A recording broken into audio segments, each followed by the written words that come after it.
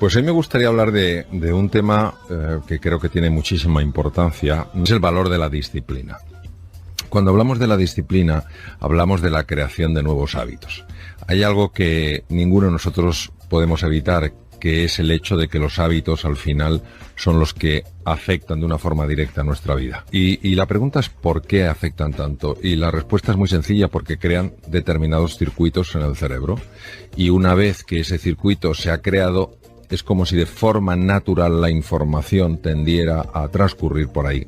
De las cosas más devastadoras que existen por el enorme impacto que tiene el ser humano es la desesperanza, es decir, verse en un túnel sin siquiera intuir la posibilidad de que haya un poco de luz.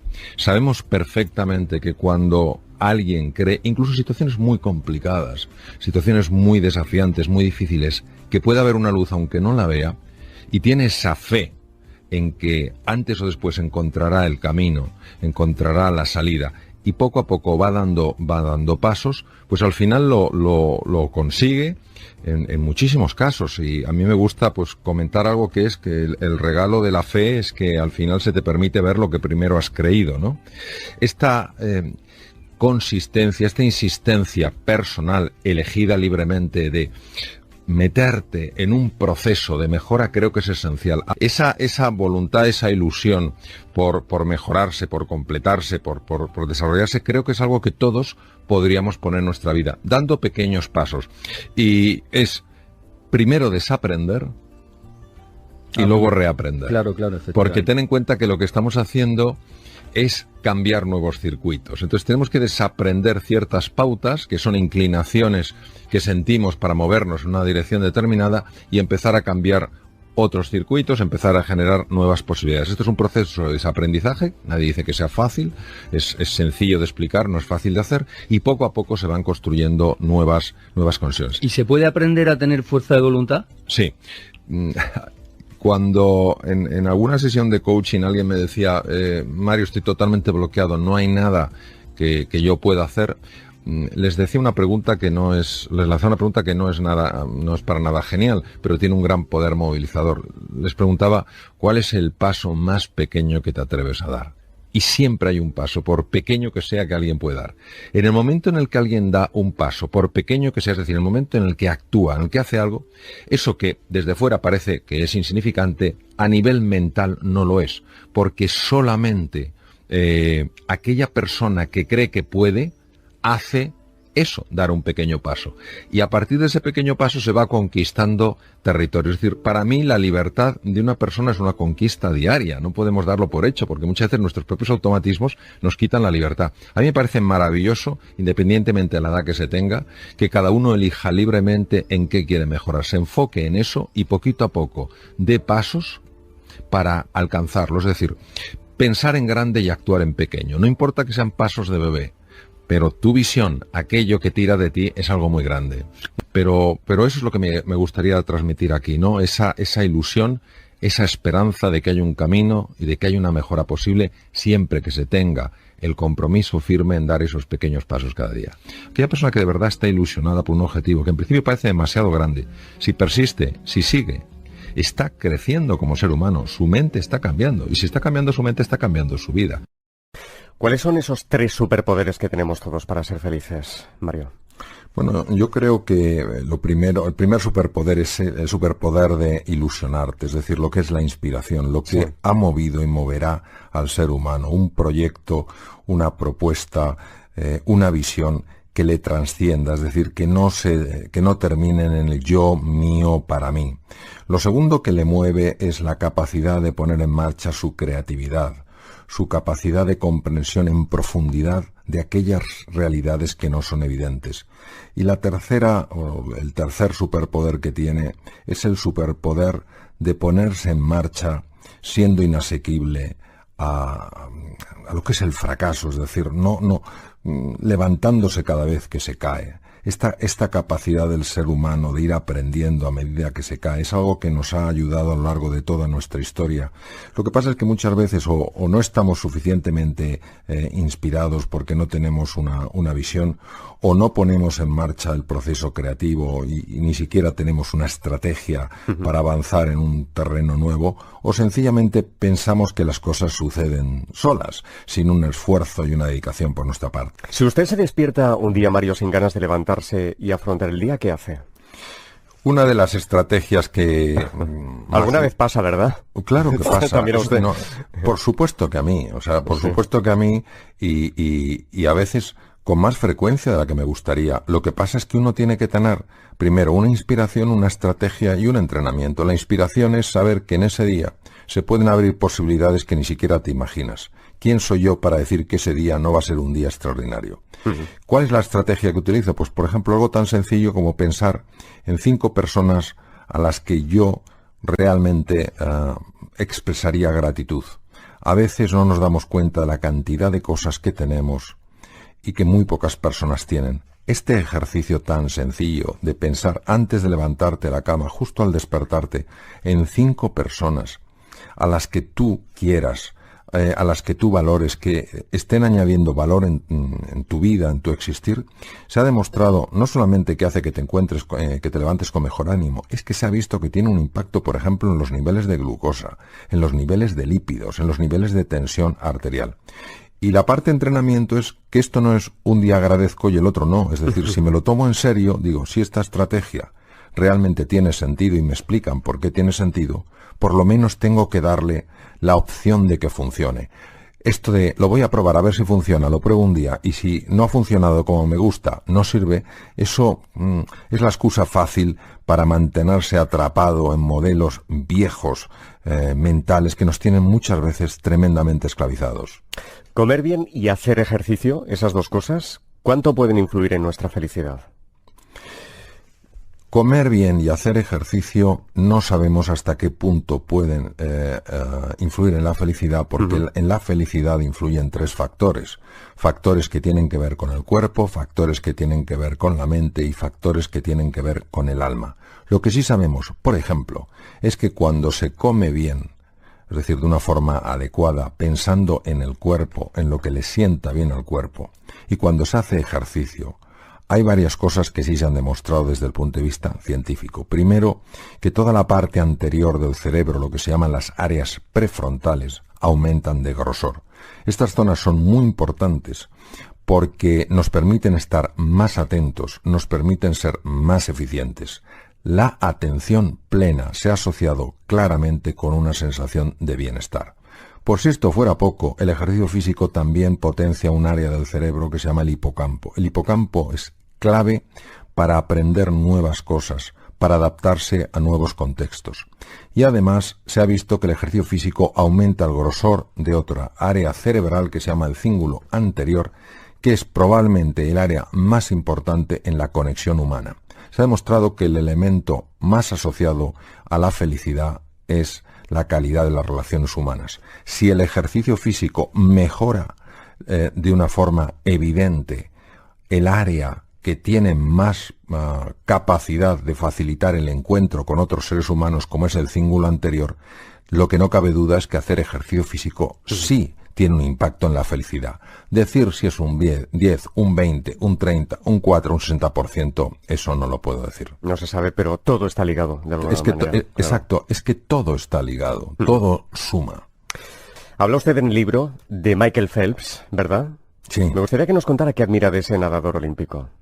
Bueno, yo tuve la fortuna, la ocasión de que nos invitaron a los dos a dar unas conferencias en México. Sí. Y escuchándole, pues él sencillamente reveló algo que nos puede parecer evidente, pero cuando te lo dice el atleta que más medallas tiene en toda la historia de las Olimpiadas, pues se le presta especial atención. ¿Y qué dijo? Y él hablaba de la increíble importancia de entrenar, que él había, desde que empezó a nadar, había entrenado todos los días de su vida, fuera Nochebuena, el día de Navidad, fuera el día de Acción de Gracias, fuera el 4 de julio, cualquier día él entrenaba. Y que esto era la clave del éxito. ¿Qué ocurre? Que muchas veces, cuando vemos a alguien que ha triunfado a semejante nivel como Michael Phelps, tendemos a pensar que son solo sus cualidades físicas o tal. Sí, que no hace nada más, ¿no? O su inteligencia, o que, bueno, que entrena, pero no que entrena a tal nivel. Entonces, claro, muchas veces esta es la parte que menos se expone porque es la parte menos apetecible. Lo que nos gusta son las medallas, el triunfo, los éxitos, pero esa parte... Digamos que el sudor no es atractivo, claro, ¿no? Claro, el sudor no es atractivo. Entonces, cuando una persona renuncia a presentarse como alguien, digamos, de otra galaxia, con unas cualidades únicas, casi convirtiéndose como en un ídolo de la humanidad, y presenta este aspecto tan humano del sacrificio constante, de la dedicación ininterrumpida, pues francamente uno descubre varias cosas. Primero, que llegar a cierto nivel en la vida, a cierto nivel de éxito, pide una enorme dedicación. Y segundo, que quien no esté dispuesto a poner esta dedicación no podrá llegar probablemente a hacer realidad sus sueños. No basta solo la inspiración y tener una buena estrategia. Hay que estarse entrenando constantemente. Cada vez hay más gente que vive sola, Mario, ¿verdad? Bueno, primero, resulta verdaderamente paradójico que en una época con tantísima comunicación haya tanta soledad. Y es por una sencilla razón. Es porque la comunicación que estamos teniendo es tremendamente superficial y el ser humano tiene anhelo de una conversación más profunda, de un encuentro más enriquecedor. La soledad puede llegar a matar. ¿Por qué? Porque el ser humano es un ser de encuentro y cuando tú te sientes solo, se activan con mucha facilidad partes de nuestro sistema nervioso que solo se activan cuando uno se siente en peligro, cuando uno se siente aislado. ¿Cómo se combate? Pues primero siendo sensibles a esto, siendo sensibles a que hay personas que se sienten solas y buscando formas de transmitirles que no están solas. A veces es una llamada, una sencilla llamada que para alguien no es nada, pero para una persona que se siente sola es un mundo. Otras veces efectivamente es mandándoles mensajes perfectamente a través de la radio diciendo no estás sola, estamos contigo. Cuando el ser humano tiene anhelo de encuentro, hasta la cosa más pequeña puede marcar una enorme diferencia. Y sobre todo eso, ser sensibles a un problema que es enorme, porque quien se siente solo no va por ahí con un megáfono contándolo. Hay que tener esa agudeza sensorial para descubrirlo y hacer ese pequeño esfuerzo, un esfuerzo sin ruido, un esfuerzo sin parafernalias, para que esa persona sienta que hay alguien que se ocupa, que hay alguien que se preocupa, que hay alguien que está, a lo mejor en la distancia, pero aún así que piensa en ella. ¿Los cambios, los retos, son necesarios y es normal que nos den algo de miedo? El cerebro humano está tan preparado para los cambios que hay uno de los dos hemisferios del cerebro, de las dos partes que tiene el cerebro, el hemisferio izquierdo y el hemisferio derecho, hay una de ellas, que es el hemisferio derecho, que está especialmente diseñado para adaptarse a los cambios. Si es así, si el ser humano es hijo del cambio, si estamos aquí porque hace 1.000.000 de años una serie de seres intrépidos, con herramientas prácticamente ridículas, con un conocimiento del mundo más que limitado, se atrevieron a abrazar un mundo desconocido, ¿qué es lo que nos hace tan resistentes al cambio? Y aquí hay que entrar en otra dimensión, mucho más sutil, porque es una dimensión metafísica. Es una figura que tenemos, una especie de programación mental que se llama ego. Entonces, el ego busca sobre todo controlar, busca la seguridad, busca la certeza, busca el estatus, busca el reconocimiento, busca encajar como sea. Y todo lo que sea un cambio, todo lo que sea abrirse a la incertidumbre implica descontrol.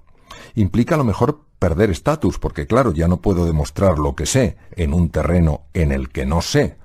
Puedo perder reconocimiento. A lo mejor me exige entrar en contacto con otras personas y no, digamos, entre comillas, con mi antigua tribu. Y el ego se rebela contra esto. Claro, el ego tiene mucha fuerza porque de alguna manera utiliza todo lo que es la arquitectura cerebral para que experimentemos un proceso de cambio como una amenaza.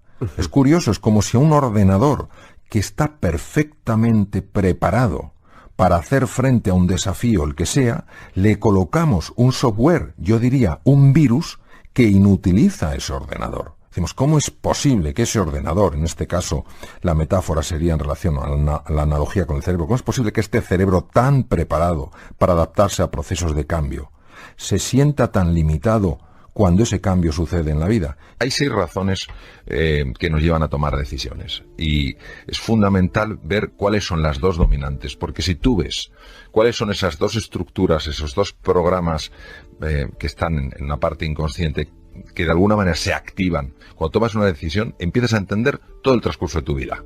Y cuando tú ves eso, puedes empezar a tomar decisiones de otro tipo. ¿Por qué? Porque quieres llevar tu vida a otro lado. Uno de los motivos es la búsqueda de la seguridad, de aquello que a ti te da seguridad, de aquello que te permite mantener el control. Por ejemplo, hay personas que no toman decisiones de cambiar algo en su vida, no porque eso que quieren cambiar no sea interesante, sino porque para ellos es prioritario mantener la seguridad.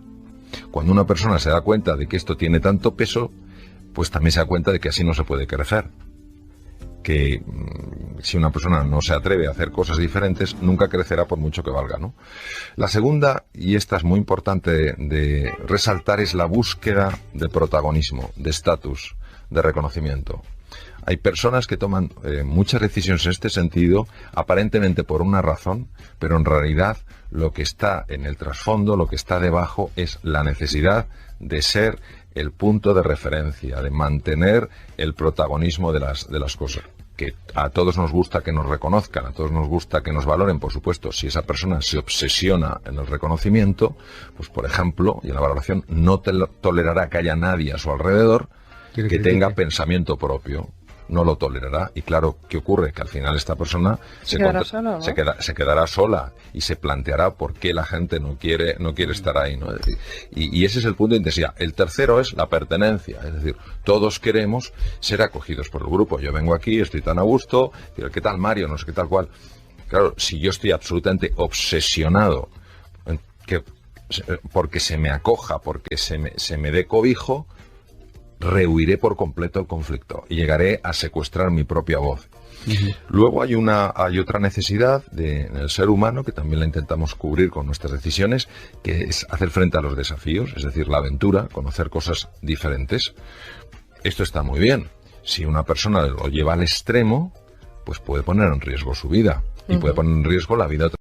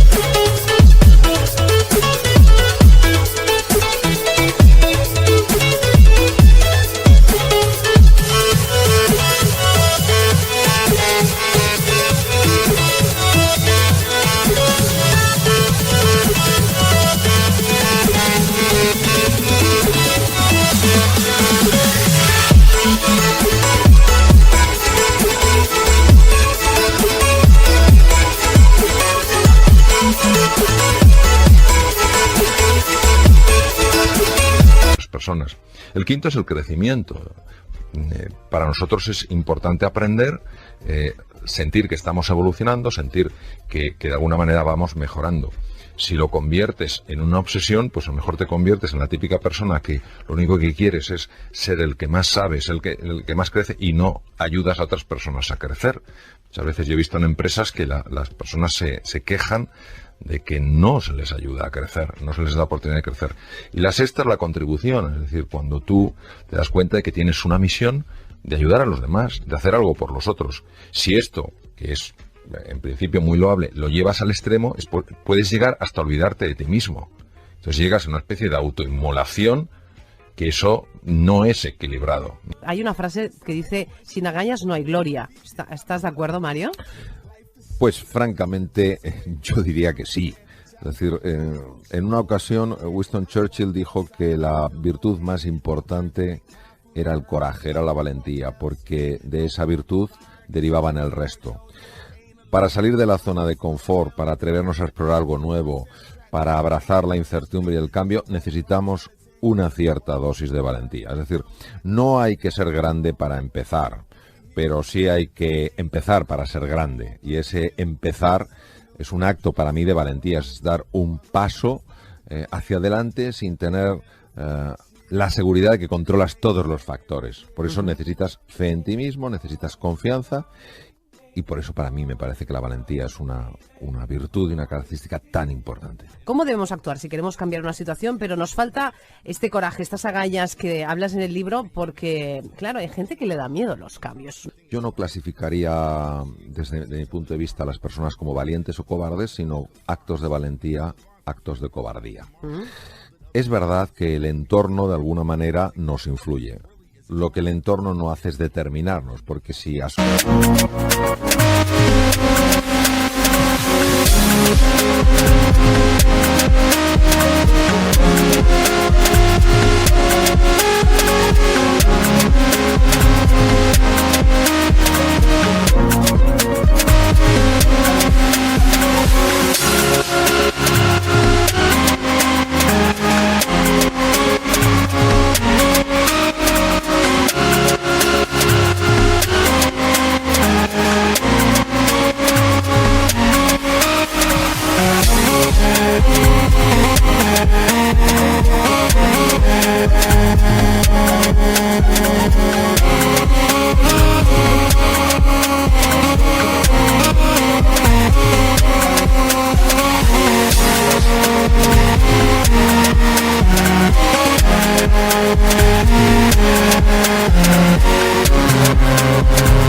que el entorno nos determina, entonces no podemos a la vez simultáneamente decir que el ser humano es libre.